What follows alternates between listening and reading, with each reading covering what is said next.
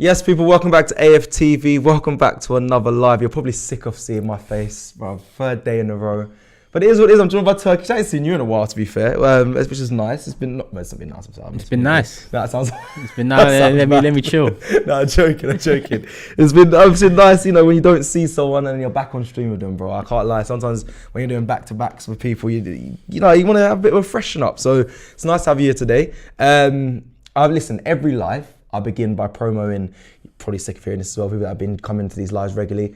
David Dean, he was in the building. Someone who you were very, I don't know, not surprised to hear that he was coming, but that you probably wanted to sit down and have your own conversation with, which hopefully one day that will happen. But it does come out, the interview between Robbie and him this week. We're hoping for either Friday or Sunday, but just stay tuned to all of AFTV stuff. You'll get a notification. But let's just open up with, what sort of questions would you like to hear or say to David Dean and find the answers to? If you was sitting down with him and having a conversation with him, because he said some fascinating stuff. I mean, I watched it back last night and it's probably one of the best bits of content I've watched. But if you were sitting next to him and had a chance to speak with him, what would you want to know, Turkish? First and foremost, what happened between him and Hillwood? What was the deciding factor for the decline in their relationship? Was it when he brought in Kroenke, or was it before that event even occurred? Because it's all skewed, you know. We don't really know what happened. We know that they was working well together for many years, and then all of a sudden it just seemed like it broke apart quite quickly.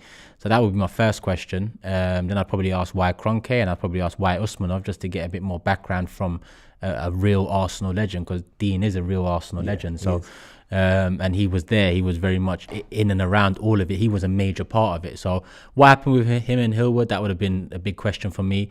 Why Kroenke, why Usmanov, and in turn, what does he think of the decisions made back then, which were eventually out of his hands? Yeah, do you think, I'm not going to spoil the interview too much, but he had a lot of foresight of what was coming for the game, the Premier League and whatnot, and he kind of said, like, it was becoming this multi-million pound ownership for all clubs, and then £1 billion ownerships. And I spoke to you earlier about the, you know, countries owning clubs and states and whatnot.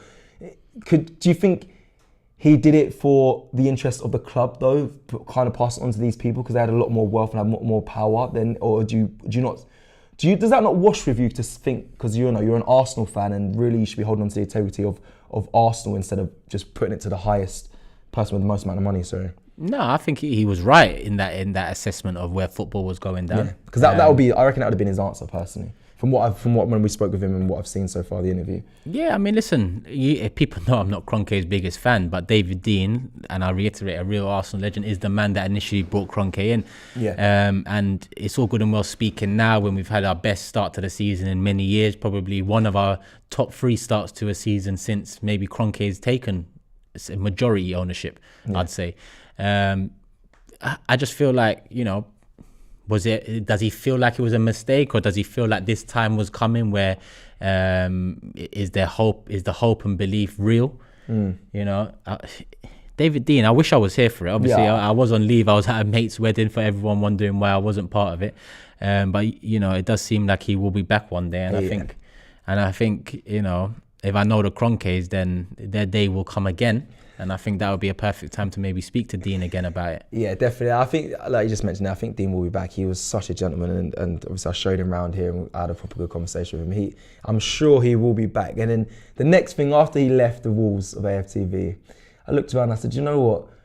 We'll get the Kroenkes in here one day. Not the Kroenkes, not Stan, but I generally believe there's something in me that says that Josh will one day sit down here and have a conversation. I don't know how, I don't know when, but I believe that's what's in me. We're trying to get the big people in around Arsenal, and for the fans, I think, and for us as well as fans, we want to hear from those sort of people. I think it's very enlightening, it's very educational, and it gives you a true view of what times were like then and what they're going through, and some things that I can't make sense of. Sorry, as a fan, they can give you the detail behind it. So hopefully one day, imagine Josh here, boy. I don't know if you'd miss. Would you miss a? I think you would miss a wedding. My friend would have to understand that one. Yeah, he'd have to understand. Josh was here. He was like, my bro, I know we've been best friends for so many years, but bro, I have to be there. Yeah. As long as it's no holds barred, and by that I mean, you know, not premeditated questions and all that, because since I've been, let's say full-time part of AFTV, we've had good interviews, but the two biggest for me is Ozil's agent and now David Dean, and credit to both of them. They didn't come here with premeditated concerns, questions. They didn't restrict us in what we could say and ask. So if that was to ever be the case, whether it be Josh, Edu, Vinay, Tim Lewis, if there was ever a chance to speak to them, it'd have to be, in my opinion, if I'm going to be there conducting or being part of it, it'd have to be no holds bars. That's it. Everything is on the line. We can ask what we want. Which I'm going to give credit to David Dean for, because I didn't expect him to. When I got it confirmed, he said, yeah, he'll do it. I expected his team or someone to be like, can you send forward the questions? And there was none of that. He'll be here by himself.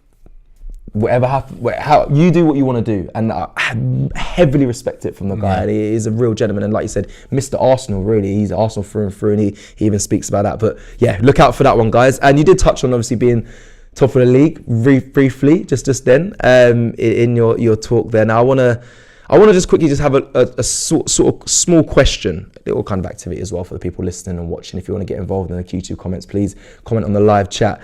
What do we need to do, Turkish, in your sense, to maintain top? Tough question. It could be, injuries, we've got to avoid them, keeping everyone fit, it's a standard answer. Or do you think there needs to be improvement, whether that comes in January? Do you think we're going to go big in January? Do you think it's needed?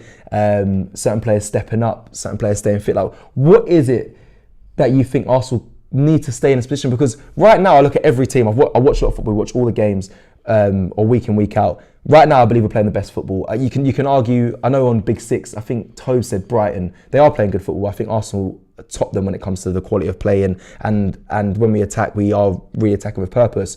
Man City are definitely up there. Haaland's been a joke, and I think their style of football is great. But Arsenal and City, for me, style of football has been superb. So what do we need really to maintain this form, and this stay on top of the position? And everyone in the comments as well, let me know. Luck of VAR, someone says.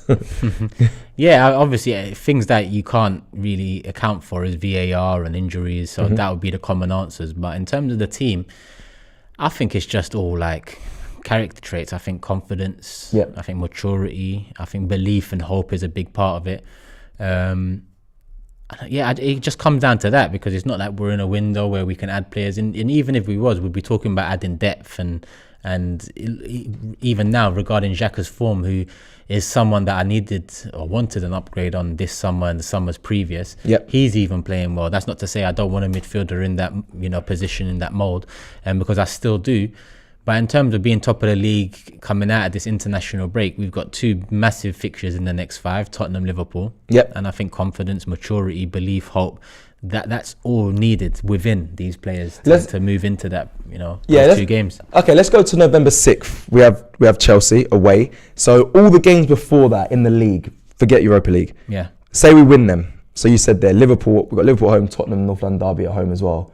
And then I can name off some of Leeds away, Southampton away, Nottingham Forest at home. My guy knows the fixture. Come on, my G, study it. I know what's going on. All right, allow me, people. See a lot of fixtures going on. So we go to November 6th, up until Chelsea. We win all those games. Like, at that moment, where are you still at a stage as a fan and be saying, you know what, it's still early? Because that's what we're going to get. That's what we'll get. We might be sitting top, or we might just be... we'll be probably still sitting top there. Would you be saying, I really see us now, like your standards change, so you're saying, well, we should be challenging maybe if we get through that month and up until November 6th to Chelsea away and win that game? Or are you saying it's still early, the World Cup, after the back of that, there's still a lot of time for things to change? Where would you be if we won those games? It's still early. Okay. It's still early, because look, I know a lot of Arsenal fans might be listening and saying, if we win those 2 games, then Turkish be more confident. But listen, if that's the case, then ask a Man United fan what they think, because they've just beaten Liverpool, they've beaten Arsenal. So if every club that beats the top 6, the big 6 sides, warrants maybe a title charge, then we're going to be here all day talking about everyone. At the end of the day, I just feel like every game is 3 points. The big 6 ones matter because of what's happened in the past however many years, especially against Man City and Liverpool. Tottenham at home, it's been a different story. Tottenham away is a completely different story. So I just think that those games we need to turn a corner in.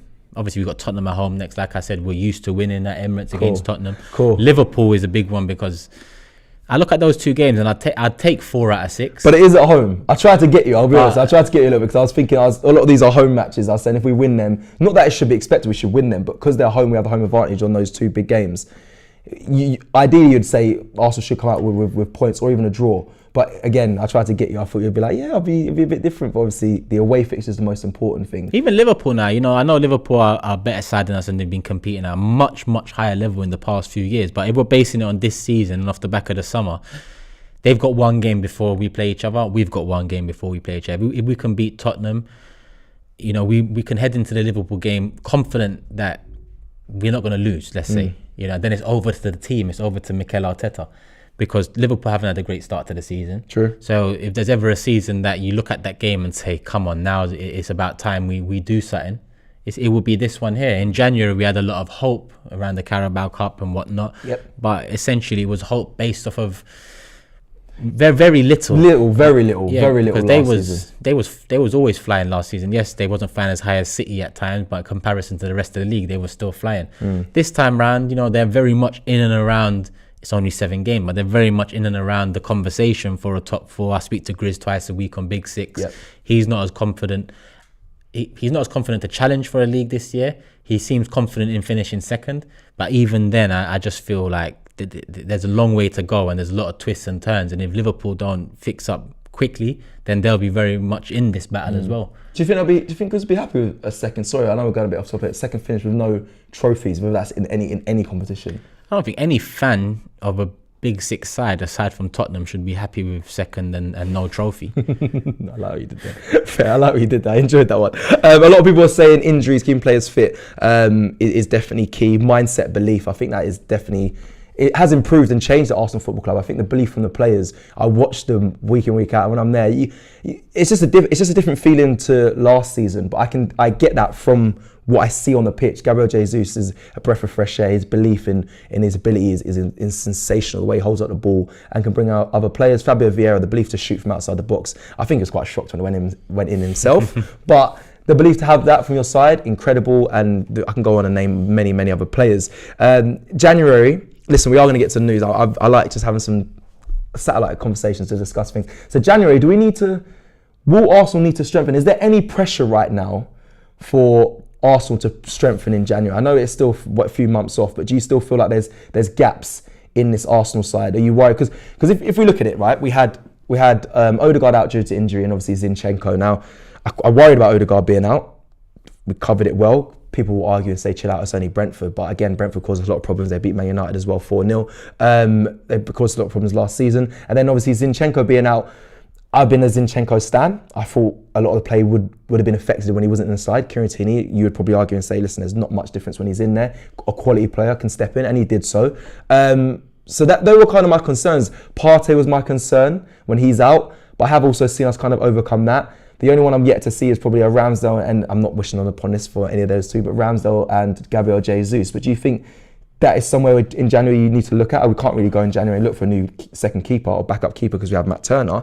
A striker, I don't think Arsenal are going to do that because they're spending 100 bags on a week on Eddie Nketiah and they're giving them 14. I don't think they're going to go in the window and look to strengthen the striking position. It is probably going to be a midfielder, but I feel like if I was the board, are they going to be saying, all right, Mikel, here's all the funds, do what you need to do. If you need that, we'll get it for you. I don't think they're going to be going insane. I think they're going to be very tactical. And do you agree with that, Turkish? Do you feel like there's strength right now, or are you waiting? No, listen, Arteta said it in January, maximise every window. Oh, he did. If you want to compete. I think it's only Man City that can not afford to get away with it, but I think it's only Man City that have a structure and finance and ownership in place that they don't really need to worry about January. But as we sit here now, 7 games in, we are top of the league, yes. But us, Tottenham, Liverpool, Chelsea, United, we could all do with something in January. Yeah. It's just I look at City and think, well, they might get something, but if they don't, then really they're still challenging for all the honours they're in. So I think they're probably the only team in the league that doesn't really need to worry about January unless they go into January second or third. and then best believe you'll see City do something. But it's not going to happen. You don't see that happen. Yeah, it doesn't say that. Doesn't seem like it's going to happen at all. City they'll walk away. That's so interesting, actually. Yeah, I wouldn't even know what City needs right now. But then, again, some fans might be saying that about Arsenal. I see a lot of fans crediting Arsenal so much. Loads of sport media personalities talking about how great Arsenal are, and they might be thinking the same, because I don't see what Man City need in January, and they might be saying that about Arsenal. We know, because we follow the club so intensely, that there might be little holes in midfield, but that's me being a bit, not greedy, but just trying to prevent a scenario that could happen, that could potentially happen with Partey, or even if Xhaka goes down, because he's been pivotal. Right, I'm going to read out just quickly some brief news around some of the youth players that have been called up to England. Obviously, it's round-up time international break. 10 of our players have received call-ups to international youth team squads, including 7 for England, with Balogun potentially featuring for the under-21s tonight. Some of those names just to mention as well. Patino for England, Balogun, which you just mentioned, and Nwaneri. Funny that he called up to the under-17s of England. Ryan Gary, his coach. I wonder if my man Jason's going to be saying it's all about Ryan Gary for calling him up. Jeez Louise. Had a lot of fun with Robbie yesterday. I don't want to say cussing out someone, because that just sounds derogatory and negative, but I can't believe what Jason said about Nwaneri being given his debut and it's all about Mikel Arteta. But I'm going to follow on from that before we go talk about Saliba, which we need to do, and get to the super chats. Andy Goldstein of TalkSport went on there and he was saying, if Bruno or Ronaldo tweeted Ivan Toney, I would be embarrassed. He's a Man United supporter, and he said the fan base also would probably feel embarrassed from what our players did in response to Ivan Toney's a kickabout in the park. Firstly, please, allow us, just leave us alone. Andy, bro, you man got one, you didn't beat Brentford, you got slapped 4-0. And if I'm honest, if Ivan Toney tweeted after that a kick around in the park, or that was easy, or victory or something like that, I guarantee United fans will be running up. You'd have loads of them getting annoyed with it. They'll be getting angry. And he said that our fan base wouldn't probably feel embarrassed by it. Let me tell you, I was in the G-Tech or B-Tech Community Stadium watching Brentford lose to Arsenal, and we were singing a stroll in the park, Ivan Toney. So I don't think they were embarrassed. We were encouraging it. So I just think all this, I don't know what it is. I think people just like to target Arsenal because they know it riles us up and it gets spoken about. Here I am talking about another pundit from another channel discussing us. It gets getting frustrating, but no, for me, I wasn't embarrassed by us retweeting. I know you kind of said the second time, maybe might not have been needed, but this is football banter. If you give it, you've got to take it. And I promise you, going forward, it's probably going to get brought up again when we next play them, whether at home or whatnot. The media will play on it, but I think the team should just let it go now. You think it should let it go? I think it's done? It's done, man. It's done. He was cheeky after their win. We was cheeky after our win. Maybe I get it this time round because of the All or Nothing documentary bringing it back up. Yeah.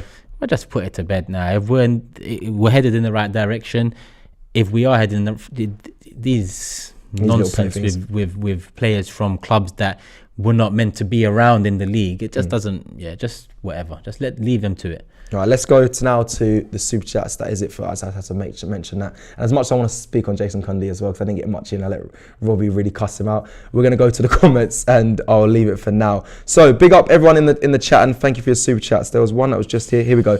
Devon Carr says, big up Cecil and Turkish, love AFTV and the Big Six. Smash the like button.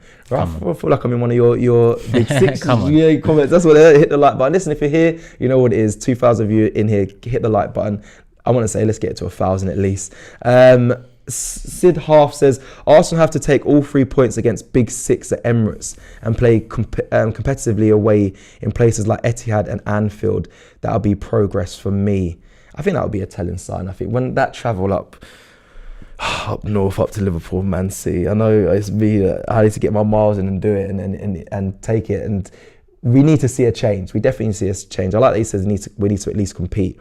I think at home, we should take some points from those Big Six. I think that from what I've seen so far, I do expect that. But even, I think someone did the maths and said, even if you don't beat the Big Six, you still finish in the top 4. I know we don't want to think about that, but that is still progress over last season. But our standards obviously shouldn't be there. I want 5 to 7 points from the 4 games against City, Liverpool. Home?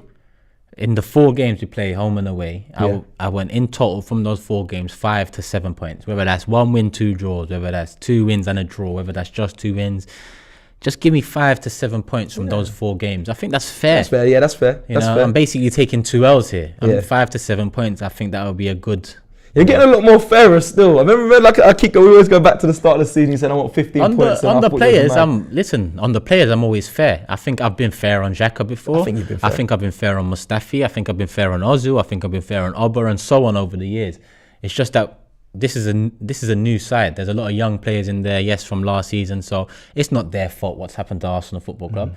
It's not their fault we have owners that, you know, just watched our decline and did nothing about it. It's not their fault. So fair is fair. Man City and Liverpool have been juggernauts in this league for a good few years now. Yep. I think this season in particular, third year of the process, I think asking for 5 to 7 points from those games, and when you look at Liverpool are a bit messy at the moment. Man City are not the fluid Man City we're used to. They're going through a transition of their own, albeit a transition at the top of the table. Because I think they're still moving crazy. They are, they are, but they're not the same. Yeah, do you know what I mean? So they're going for a change. There's no goals from abundance now. Yeah, it's just all Haaland. Well, not all, but 90% is going to go on Haaland. And if anything was to happen to him, then it'll be interesting to see what happens. Obviously, Alvarez has hit the ground running as well in the appearances he's made, but.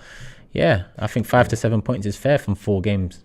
I think that's fair. It'd be interesting to see what their contingency plan is for if Haaland goes down, because everything is obviously geared towards him. Yes, they can get goals from other areas, but it does seem like that at the moment is, listen, just build up the play, get it to him, and let him just score. Rizwan says, the content coming out of AFTV is next level. It's only a matter of time till we get Papa Wengs on this channel. Big up Cecil, Turkish and AFTV. Again, there's a lot of things on my wish list for AFTV, and that is definitely one of them. Wenger was on there, Josh Kroenke's on there, Edu, my guy, come very soon, please. Come to AFTV and come do an interview. But yeah, so there's people on there that I think it's possible. I don't see why not. You've got to aim big, and like you said, a lot of things have changed. So hopefully we'll see that.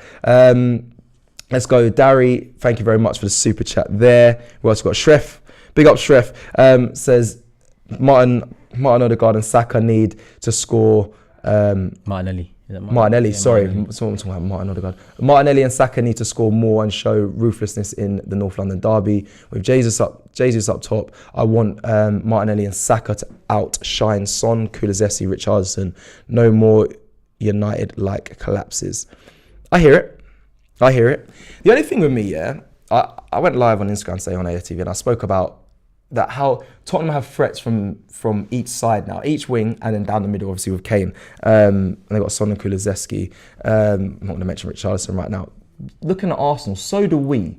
So we have Gabriel Jesus down the middle, a big threat. Saka and Martinelli on the wings. Now, I don't know what it is. I just feel like last season, Arsenal's play was geared around having a Lacazette drop deep or a striker drop deep to try and bring in those players. It was quite... I don't say predictable, I'll be honest. Don't get me wrong, it couldn't always be stopped. Saka couldn't always be stopped, but the idea of Arsenal's play was build up, Lacazette comes in, tries to bring in the young players, and they'll try and get a goal. This season, you don't know where the goal can come from when it comes from Arsenal. It can be from Gabriel Jesus, it can be from Saka off the wing, it can be from Martinelli off the wing, it can be from a Fabio Vieira in the midfield, it could be from a Martin Odegaard, needs to shoot more, but it could be from him, it could be from our centre-back scoring headers or worldies from outside the box or inside the box. This is what I've seen the progression of Arsenal, what I've liked, and I know being a player, that's where it comes difficult for other teams playing against Arsenal, because you don't know what you need to focus on to try and stop them. I'd hate to say it, Tottenham kind of had them elements as well, because you don't really know where the goals can come from. Their front three are I think they're class, in my opinion. They're dangerous, they're hard to stop. Their midfield, goal-wise, isn't as strong, and probably the defence, but I do worry about where they can pick up goals from different areas when it comes to Tottenham. Many other clubs we play against, I feel like it's quite easy to suss them out. So that's a good point. I think you need Martinelli and Saka to outshine those big players at Tottenham, and same with Jesus. Oh, we've just lost connection. There we go. We are back. It's a bit of Saka, Smith Rowe outshined them last season in the Emirates, isn't it? So correct. I get it, but the game is massive. It's Tottenham, but every game is 3 points. So as much as we need to dispatch of Tottenham, like we did last season at the Emirates, we didn't achieve our goal as fans, let's say, at the end of the season, which was top 4. So, go get the win against Tottenham and move on and get something out of Liverpool, and then move on and away to Leeds, away to Southampton, home to Forest. Next thing is World Cup, and a lot of our players might be getting a nice little break. Obviously, a few will be going out there. I hope a few of them get knocked out early, so our players come back. Not too concerned about their morale off the back of it, but yeah. Yeah. Let's go into the main news of today. We've finally got there after about 30 minutes. Sorry, people. You know me, I like to conversate first before we build up to the news. William Saliba, the thumbnail and the title of the show, William Saliba is here to win. He did a little interview with Canal Plus. Now, a lot of the French players do interviews with him. I think I remember Lacazette's one last season as well. And so we got some of the comments from him. The main statement was he's here to win. He's currently waiting to sign a renewal on his deal. Same with Saka. Listen, I've done this with Curtis. I've been on lives all week, so I've kind of spoke about certain things. But for you, Turkish, what sort of, before we get into these comments, figure weekly should, I don't expect him to be demanding a high number, him himself, but as an agency, and you see the likes of Eddie Nketiah on 100 grand a week, you see the likes of Saka's going to be getting a renewal, and he's going to say, Saka's obviously going to want a lot more. William Saliba's kind of that key player, not as much as Saka, but around that, considering he's been the main defender. You've mentioned it in your fan cams, out of the two defenders, Gabriel, who's older than him, more senior, William Saliba seems like the standout. Definitely has a higher ceiling. Other clubs are definitely going to be sniffing around. They're going to be monitoring this contract situation very closely because they know if they can get hold of him, there could be problems for us. So how much do you think, roughly will he one deserve, and what do you think these agents might be saying, like, yo, we're going to have to be getting at least 100, 125, 150 a week. But we've got to be careful because you know what putting big players and big wages can do. Yeah, but I just don't see Saliba as that type of guy. Already, I think he's ambitious. He wants to win. It doesn't seem all about money. I think a fair rate for Saliba in terms of his next contract. It's mad to say because he's only played 7 games for us so far in the league. It's crazy, isn't it? I don't know what he's on now. I don't know if the chat can let me know what he's on now. I think it's, if I'm right, 40 a week or 60 a week. It's 40 or 60. I think it might be 60 a week. I'm gonna check. 40 and 60 is even quite high for a 18-year-old coming into Arsenal and being loaned out for 3 years. 40 a week, someone's saying. Yeah, I think it's 40 or 60. High, it's 40. Either. I'd be saying warranting tripling that, I guess. Tripling it to 120, yeah? Probably makes sense. It makes sense. You ward off the competition. It makes sense. Maybe add to that you're going to get this if you sign for 5 years, 6 years to give us some extra security. Yeah. Bonuses. Do you know what it is? I remember, so Curtis was here with me and he said, like, I remember being a player. I never had these sort of salaries, but we both spoke about when you get a contract renewal and they say your club goes, we're going to double your salary or your weekly wage. You snatch the pen off them. Yeah. But it's different circumstances. One being at Arsenal Football Club, 2 when other players are signing on big contracts, 3 when you're the main guy really at the back. Things change, and obviously the agent's going to be saying he's an international as well now, 21 years old. He's done it against the big players, the best players as well. When he was on loan against Mbappe and stuff. So it's a tough one. I just hope Arsenal deal with it correctly, and I actually trust in Edu. And I'm going to say Rich Garlic as well, because he's probably going to be involved in the contract communication. You trust Edu now, all of a sudden? I trust Edu. Oh, what's up, my guy? I trust him. I do. But yeah, man, I hope they get that right. And I'm going to read some of obviously the extracts of what we're saying. Obviously, I got this from Arseblog as well. William Saliba, when he was on loan, a lot of this information coming from them. But when he was on loan, there was talks. I think Guendouzi got in his ear. Was it Guendouzi? I think it's Guendouzi, and I think the Instagram thing. Yeah, and there were some things online of him saying, and there was murmurs of him not coming back to Arsenal or wanting to stay, not come back to Arsenal off the loan. There was doubts. I think last summer, it says last summer. There was doubts of him, but he's obviously changed his tune. He came back to Arsenal. Now he's flying. I think he's really has turned it around. He clearly wants to be here. Him saying he's here to win and he wants to stay. Is imperative for William Saliba. He has.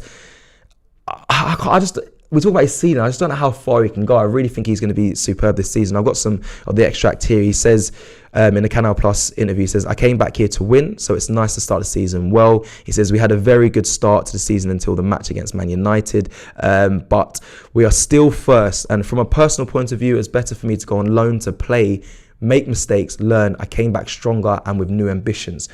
Because I want to highlight that last bit, because there was a lot of fans that I spoke with just travelling the country and whatnot that said Saliba should have been back he shouldn't have gone on free loan. Should have been back on after the second or the first. And there was a lot of controversy around it. Where's Saliba bringing back? And them fans as well, when you speak to him how well he's just started the season. I told you he should have been back earlier. I've got a lot of that as well from a lot of people. But I like that he did mention, he said, listen, it done me well. It gave me a chance to make mistakes. That's a mature answer from him as well. Because I think he was frustrated a little bit at first going and being sent back and forth on these loans. But I think he's done him right. Do you think everything is kind of boded to what he is now? And do you think it was the right decision? Yeah, I think his comments now draw a line on the whole thing. I don't really want to hear about it again. Aside from the contract, I think that is the that is the closure of this whole thing. If he signs a new contract, then cool, forget about this whole loan thing. I think his comments make sense. I think the first year, when we bought Saliba, the first year, my frustration came from, why are we spending 30 million on a defender that's 18 and sending him out on loan when we need a defender now? Yeah. Cool. He went out on loan the first year. I understand he's young. I just didn't understand why we're spending money on a player that, that's going to go out on loan when we need something. But cool. Second year, I understood it again. I was actually very vocal in saying, listen, this is a man that has had injury problems. He'd lost a family member. It's not ideal for him to come at 19 and step into the side. And there's a lot of pressure at Arsenal Football Club. So I understood that he got loaned out again. It's risky, but I understood he got loaned out again. Same season, Fofana comes in. Fofana does well. And then obviously you get fans saying, look, Fofana comes into Leicester, but Leicester are not Arsenal. You can make mistakes at Leicester, get away with them, develop, come at the back 100%. End. At Arsenal, you make mistakes, it can end you. Because of the size of the fan base, the criticism, the exposure, and so on. So the second year, I understood it. Then the Instagram stuff with Guendouzi came, and comments were flying here and there. And then, there was that video, that nonsense. And it was just like, is his head... Is it really here? That Guendouzi Instagram stuff about being free and all that. I was just like, well, it doesn't look like he's reacted well to being sent out on loan. So then I was thinking to myself, if he's not happy about it, then it doesn't look good for us because we've spent quite a bit of money on this young defender, and it doesn't seem like he's happy with the situation. Third year comes, and that's when I kind of went, hold on, I really don't understand it now. 50 million on Ben White. Saliba's been out on loan. He's done all right. Isn't it time to integrate him? It wasn't. So then at that time last summer, I thought, maybe Arteta didn't like the way he handled himself online and all of this, because we know how Arteta is with his man management, non-negotiables. True. So maybe it was that. And if it was that, cool. If that's your non-negotiables and he's breaking them, I understand. Guendouzi, I like Guendouzi. I wish we still had Guendouzi, but I get it. I understand what happened, and I understand that as a manager, you have to be respected. You have to enforce your law, let's say. And as much as I like the Guendouzi, it didn't work out. Cool, we move on. With Saliba, I felt like maybe that was the case with Arteta, but then he comes in the summer and literally goes straight in at centre back, straight in, no talk, no qualm, just straight in there, and he hasn't looked back since. He started every single game centre back. Yeah, that's true, because there was a lot of debate if Ben White was going to hold his place and whatnot. If there was going to be, he's got to work for his place to play centre back. He went straight in, and then you hear these comments now from him. It's kind of like, for me, that's the line drawn. He's happy that Arteta sent him out on loan. In that time, I think Saliba's matured a lot. Because I think he was frustrated. I think he was angry. I think, when he's talking about being free with Guendouzi and all this, I think that was disrespectful. But I think that time and age and growing up has helped. He's still got a lot of growing up to do. He's only 2021. But I think there's a certain level of maturity for him to come out and say it was good for him. It was probably better for him to do that than it would have been having to come in, make his mistakes elsewhere and so on. So, like I said, I draw a line on that. I say well done to Arteta because Saliba seems happy with it. But the icing, the closure, is the contract, because he will have a year left come next summer. He'll have 18 months left come January. And we can't have that. For that level of talent, quality, we cannot have that, because we are so far off the top clubs in Europe at this moment in time that the top clubs can sway him, even for less at times. They're very true. Money is not the be all and end all. We lost Fabregas to Barca. He took a pay cut to go there. I think Oba even took a pay cut to go there. A few people have over the years. So when, they're massive clubs, sometimes it's not about money. You can offer 150k to Saliba, but someone might be in his ear. So full circle will be sign that contract and forget about this whole 2-3 years where you went out on loan and Arsenal fans were frustrated. Do you know what, right? You might have caught me there daydreaming and really in deep thought there, because I'm going to take my hat off to Saliba. It's either Saliba... No, I'm going to take my hat off to Saliba firstly, because you're right. His mental maturity is second to none. And I'm going to get into why in a second. But there's either just him himself being a mature man and just growing up really fast and working on himself and saying, you know, I know what I want, I know what I can achieve. Or there was a conversation with Mikel Arteta and he sat him down and said, this is the plans for you. Because think about it, and I know this, you're on loan. Let me just put it into context. When I was playing and they had a trial list come in my position as a striker saying, yeah, we've got a trial list in for the week, I was rattled. I was like, why are they bringing in a striker? I'm here, bro. So that's one thing. You need to remember, Saliba was on loan and they were signing Ben White for 50 million. I know, this is me personally, I'm on loan. My parent club's just signed a young centre-back, a lot of hype around him, good fee as well, 50 million, a lot of controversy in the media. I would be rattled. I'll be truthful. If I was on loan and I was seeing that Arsenal just signed, I'd be thinking, rah, these men are trying to shit me out. They're just trying to do it on a slide. And that happens regularly in football, by the way. That happens regularly. So I have to really take my hat off to William Saliba because, yes, he done his loan. He rose to the challenge. Instead of getting rattled, and he may have personally, but I never heard of him when Ben White was here, him throwing a tantrum. He just carried on with his loan, but got Young Player of the Year, broke some records over there in the Ligue 1. And then he came back, and like he said, he went straight in. So whether that was a conversation that Mikel Arteta and him had, I don't know. But if it wasn't, hats off to him to say, I'm back now, head down, cool, Ben White signed, I'm going to fight for my position, I'll get that over him. Yeah, don't get me wrong, it's been changed because obviously Tomiyasu and whatnot, the injuries, but fair play to Saliba. And JW the Super Chat said here, he lost both his parents. It's crazy, he's so young. I know he definitely lost one of his family members. It might have been both, I don't understand, know that, but for a kid at 21 years old to go through all that and then fight for a position, yeah, man, hats off. That's why he's so far my guy. 7 games in. If I look at top 3 players for them first 7 games, Saliba, Jesus, Xhaka. Yeah, and you know, huh? What? So far, yeah. That's mad. I like to hear that. Yeah, people think I'm just negative for being negative. Bro, if someone's doing good, I'm gonna say they're doing good. Do you get what I'm saying? Obviously, finally, I'm seeing some good things from Xhaka. So, from that first 7 games, Saliba top, Jesus second, Xhaka third for me. That's not to say Odegaard hasn't been important, Zinchenko hasn't been important, Ben White hasn't been important, Martinelli. There's so many players in the first 7 games that you could put into a top 3 in the first part of the season. But for me, Saliba, Jesus, and Granit. Yeah, right. By the end of the season, we're going to have Saliba, Xhaka, Kroenke. Kroenke will have to do a lot more than play good for 7 games, I'll tell you that. Trust me. All right, let me go to some of the 7 league titles, and then you might hear me say that. They're in my list. All right, let me go to some of the super chats that I've missed. So, At Football says, love, 3 a.m. in Australia. Jeez Louise. Mad. Just quickly, I did a little short. It should be coming out soon. I can't lie, Nike did Australia dirty when it comes to their international kit. I'm sorry, guys. You got it's dry as anything. You'll see. I'll show you after, man. I've seen the international kits. Some of them are just, especially Nike's, are terrible, stinking, including ours. Awful. I actually think England ones are one of the worst, but forget all that. If we get, have you always said Nike? No. That's a proper way to say it. I hear that, bro. I'm just wondering. Just in case they're, bro, I'm trying to get sponsored. I call it Nike. We got a channel. Man, it's a big channel, cuz.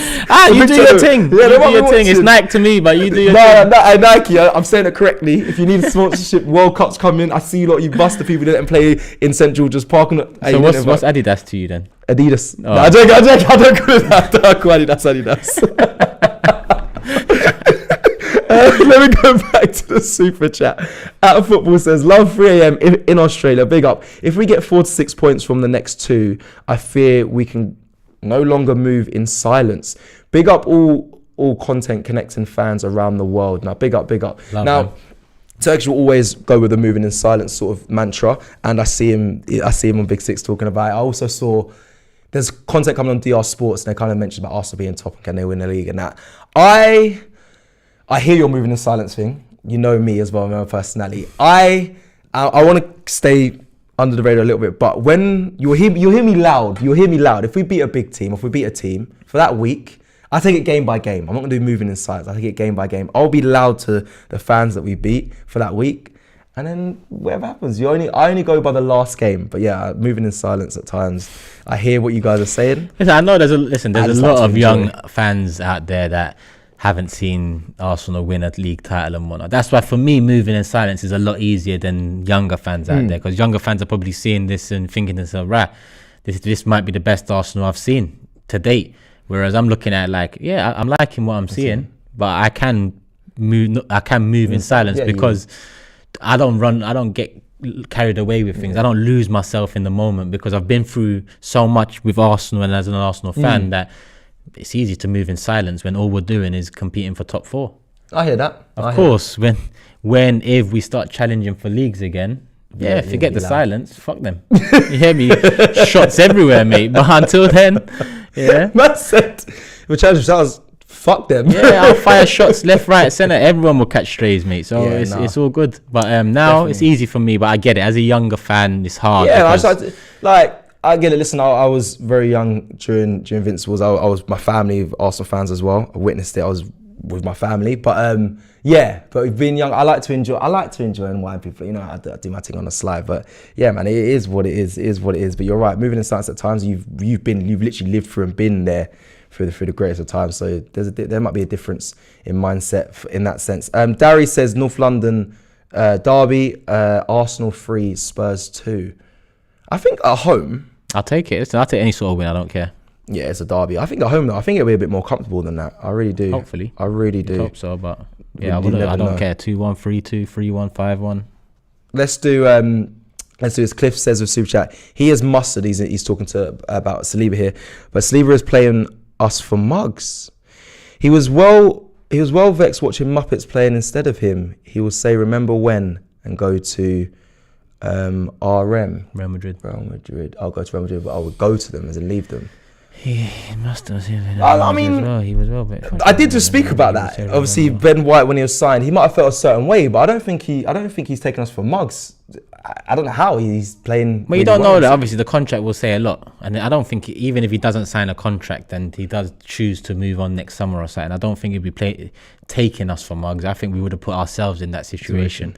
But yeah, to be honest, I don't know. I'll wait till January and give them till January to get this contract sorted. Until then, yes, it's a concern, but it'll be a very big worry come January if he's got 18 months left and we still haven't, gone over the line with at least 2 of the 3. And by that, I mean Saliba, Saka, Martinelli.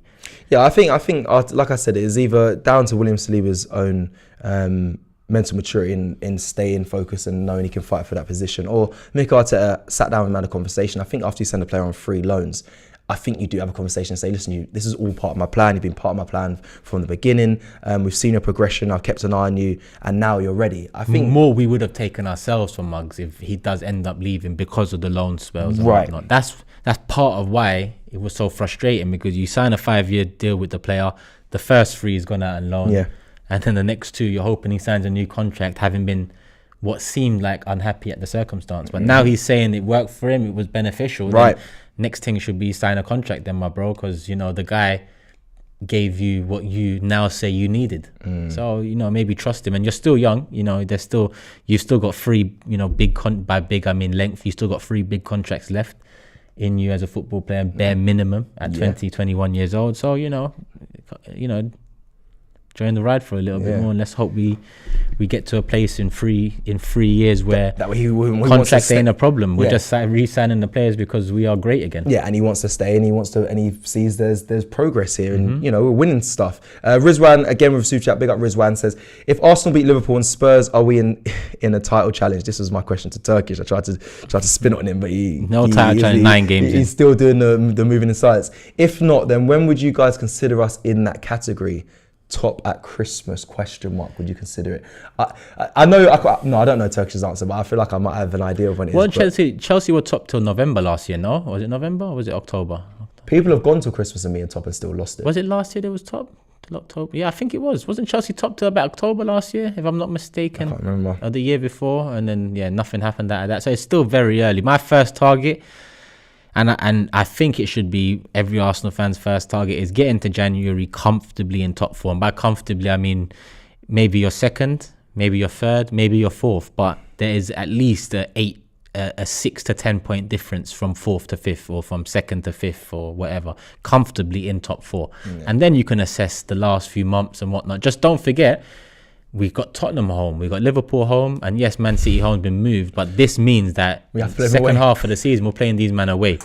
So, you know, January, let's just make sure we're comfortably in top 4, and then we'll move forward from there and we'll assess it again. Yeah, my thing is, it's kind of a not unprecedented season. We had quite a few of those with COVID and whatnot, but there's a Winter World Cup in the middle of this, so I want to see how the players react coming off the back of that. Plus Europa League, it's been a while since, I say a while, for me, yeah, it has been a while since we had fans back in and playing in Europa League. So, and I know Mikel Arteta always moaned about this fixture congestion.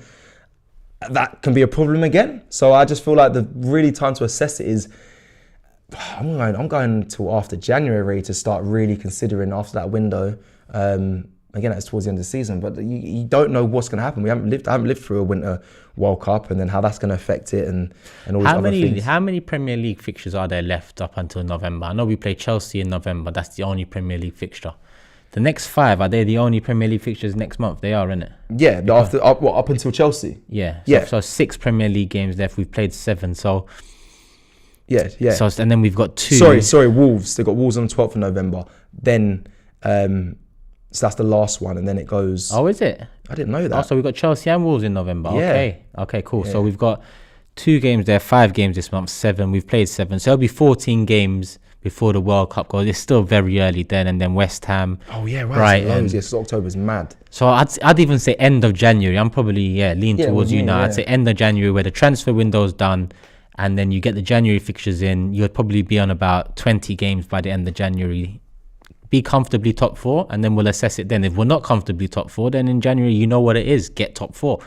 You know, win the Europa League. You know, not one or the other. I think you should just go for both, and FA Cups and whatever else. But it's so early. You cannot say title challenge. You cannot even entertain I can't entertain that conversation. I can't. Arteta hasn't been there yet as a manager as well. It's hard. You can't gauge that. Even in January, I'm waiting to see how he learnt from last, or even not just him, but obviously the board from last January as well. Like, that's when you'll get an idea of, can Arteta go back to the board and say, listen, last January we missed top 4 because we didn't really strengthen, in my opinion, and I'm sure he probably agrees with that. I mean, I've heard them say that in sort of some press conferences and media. So if they go in the January window and we're still sitting in top 4, and then he goes and strengthens, you see a change there, and then you can start assessing where you might end up towards the end of the season. But until the end of January, and for me, you can't really assess too much right now. It's very early. Cruz says of a super chat, 26 years today since Wenger joined. Most underrated Emirates season, ? Big up to you both. Most underrated season? I mean, obviously we came second, but I don't think that's even well, we should have won it. So that wasn't underrated. You say it wasn't underrated. James goes about I think it was 08. He always talks about how good of a season, and I think we finished 4th in that one. I can't even think about underrated season. I'll be honest. Yeah, I know. James always says that's a year that it was a tight year, 08. But for me, I can't really think of an underrated Emirates era season. It might be one of those early ones. So James is right, because the Heleb, Rosicki's, Fabregas's and whatever. Yeah, he had a really good breakdown of why. But I don't think that the last 10 years, for sure, there hasn't been one underrated season. Yeah, we've got what we've deserved out of it. Nothing. Underrated. FA Cup wins, but that doesn't really hold weight in anything when it comes to underrated. If anything, that was it was consolations. I can't think of. Nothing springs to mind. 08. John says 2008. I think James mentions about like there was a load of injuries to like or Chelsea and Man United there, and they had like really bad sides, or there's big injuries, and we should have done more in that season. But anyway, we'll get into that another time. But thank you for that super chat. We are coming towards the end of the stream, but I do want to read the last kind of extracts of what Saliba said with Canal Plus, because I didn't finish off some of the quotes. Last couple was, he says, after obviously, I'm going to read the last one that I mentioned before. From a personal point of view, it was better for me to go on loan, which I mentioned before, and play and make mistakes, learn. I came back stronger and with new ambitions, These experiences prove to me that football is complicated, but that you should never give up and believe in yourself, which kind of we've touched on already, him and his mental state. With the World Cup just a couple months away, Saliba, who is on international duty with France, now has his sights set on making a plane for Qatar. He also says, he goes on to say, this is what William Saliba says, the World Cup is a dream. He said, when you are called for the first time, you have only one desire, and it is to be there. at each gathering. Honouring your country is something incredible. And then he goes on to say, afterwards, it doesn't just depend on me, but by performing well at Arsenal, I have a chance of being there. Even if that doesn't guarantee anything, there are a lot of defenders in this country. In any case, I will do everything to be there. And then he goes on to say France will face Austria. So yeah, that's just kind of his thoughts. Obviously, he wants to be involved in France internationally. I think that'd be massive for him, especially at his age, 21, centre back. Oh, that is actually a big, 21 centre back for your country, France as well, massive. And good luck to him. I really hope he does stay safe, don't get injured, but I hope he does really achieve that. I believe that is it. I think someone did quickly mention about, I'm going to just touch on it just briefly because I finished off watching the last episode yesterday, the Hale End documentary. Go check it out. It's on YouTube, episode 1 to 5. It's on Arsenal. Incredible. They talk about Ethan Nwaneri right at the end as well. They say keep an eye out for him. Remember the name, actually, is the exact words. And funny enough, he made his debut. So have a look on that. It's really good. And it just shows how much this club is doing from academy level through to first team right now. It just feels brilliant to be an Arsenal fan. That's it, peeps. That is it. That is the news. Got through it as a full-on show. Big up everyone who joined us in the comments and whatnot. Like I said, stay tuned to all of the AFTV content. The North London Derby Women's is Saturday. There will be content around that and many other things. And the David Dean I call it a documentary. It's an interview, but it feels like a documentary. Wait till you see it. It's coming very soon. And a supporters club. Yeah. Big supporters club with some of the big hitters as well, discussing Arsenal's start and all things around that. So look out for that. It'll be coming your way. Big up to you all. Enjoy the rest of your Thursday. Weekend is almost here. Thank you, Turkish, for joining me. Love, bro. And I'll see you again soon, people. That's me out.